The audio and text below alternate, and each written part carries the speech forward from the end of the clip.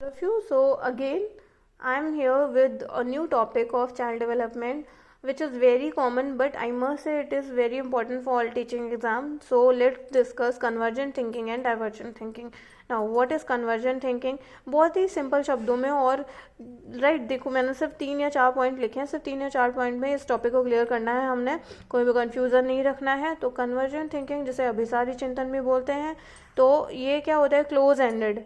ठीक है, इसके जो मेन पॉइंट क्या है, क्लोज एंडेड हो गया, इंटेलिजेंस से रिलेटेड होता है, ऑब्जेक्टिव क्वेश्चन, यानी कि ऐसे क्वेश्चन जैसे ऑब्जेक्टिव क्वेश्चंस हो गए, उसमें आपको क्या लगाना है, कन्वर्जेंट थिंकिंग। भाई इसमें 4 ऑप्शन दिए होंगे, ठीक है, उसमें से एक ही आंसर जो है, एक ही ऑप्शन जो है वो सही होना है। इसमें आपको अपना दिमाग बिल्कुल नहीं लगाना है।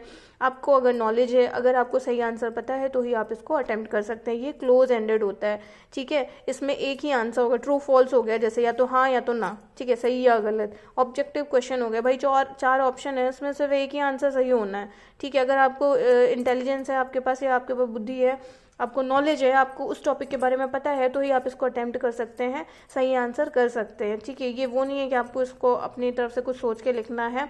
तो ये हो गया कन्वर्जेंट थिंकिंग। याद करने के लिए आप इसको कन्वर्जेंट को आप कंजस्टेड से रिलेट कर सकते हैं। मैं तो भाई ऐसे याद करके रखती हूँ, कन्वर्जेंट यानी कंजस्टेड, यानी कि कम या थोड़ा या सिर्फ एक ही, ठीक है। कि ये बहुत कंजस्टेड थिंकिंग यानी कि सिर्फ एक ही आंसर है इसका, क्लोज एंडेड है, ठीक है। और ऑब्जेक्टिव क्वेश्चन हो गए, ट्रू फॉल्स हो गए, उसमें हम कन्वर्जेंट थिंकिंग को यूज़ करते हैं।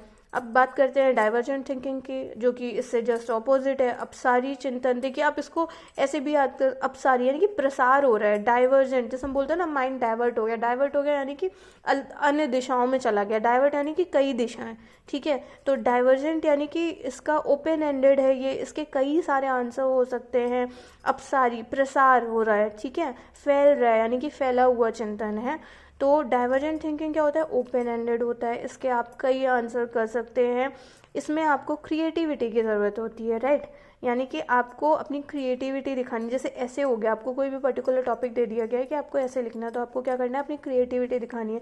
अब सबका आंसर अलग अलग होगा, ठीक है, जितने लोगों ने लिखा होगा ना, सबका अलग अलग आंसर होगा। क्यों? क्योंकि अपने हिसाब से लिखना है, ठीक है, ओपन एंडेड है, आप उसको कुछ भी अपने हिसाब से आप लिख सकते हैं। तो ये हो गया डाइवर्जेंट थिंकिंग। इसमें क्या होता है, ब्रेन स्टॉर्मिंग की ज़रूरत होती है। और ये जो टर्म है ब्रेन स्टॉर्मिंग, ये किसने दिया है, एलेक्स एफ ऑसबर्न, राइट।